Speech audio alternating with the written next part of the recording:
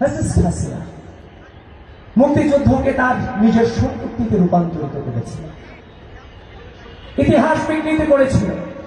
কিন্তু আমরা গতকালকেও দেখতে পেলাম একজন সাদা শয়তান যারা 1971 সালের মহান মুক্তিযুদ্ধে রাজাকারের ভূমিকায় ছিল,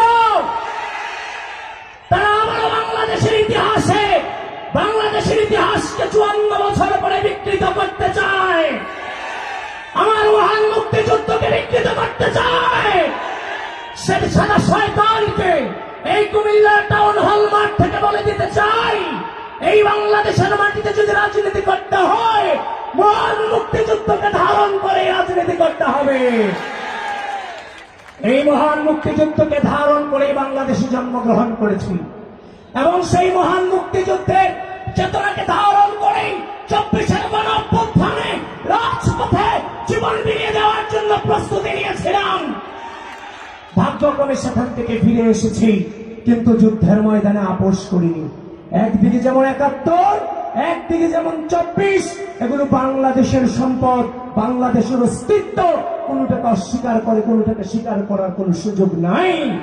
প্রিয় বন্ধুগণ, মহান স্বাধীনতার ঘোষককে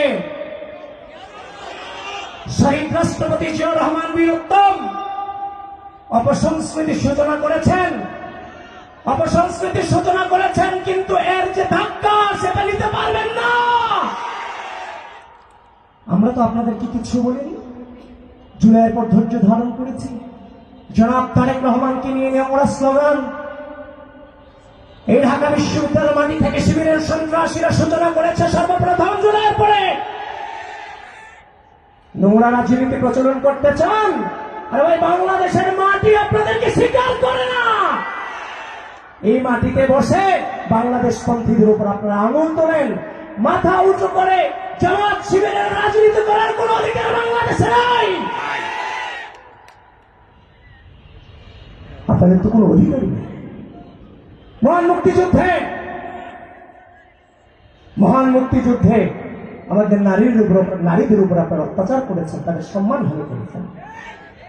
আমার বাংলাদেশিদেরকে আপনারা হত্যায় সহযোগিতা করেছেন, সেই ইতিহাস কি মিথ্যা?